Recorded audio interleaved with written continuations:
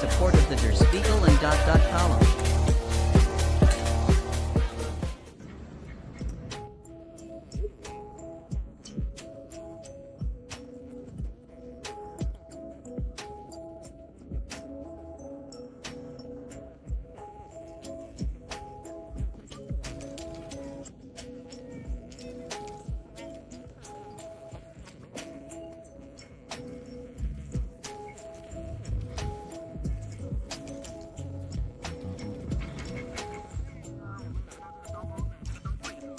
There's a Lindblade logo in the center.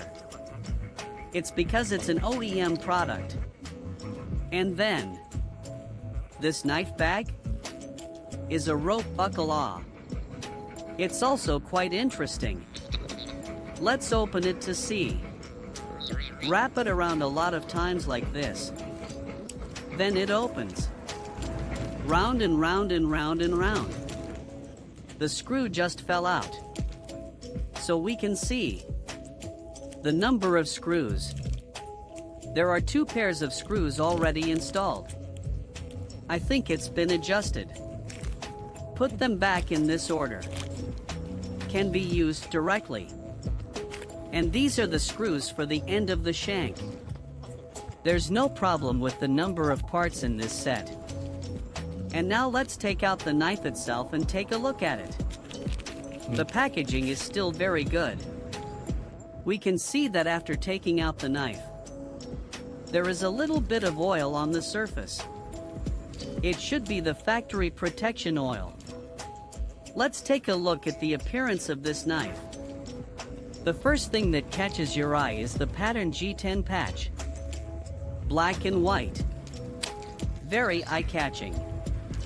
So when we see the side of the knife, we know that this is a sandwich structure knife. Very simple. The overall style, plain and simple. Except for this pattern G10 patch.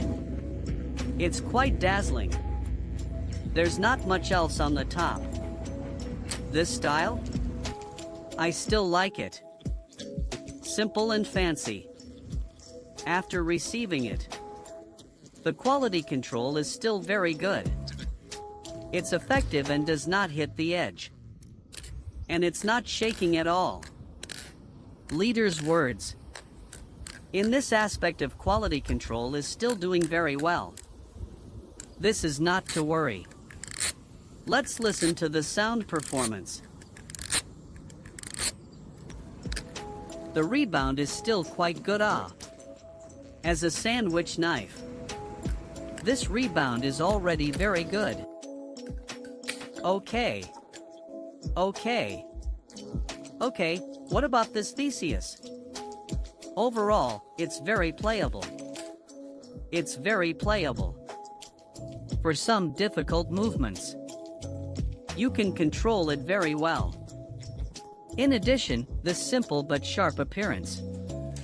I think I like it very much. I like knives that look good on video. This knife obviously looks great on video. And then for the original domestic series.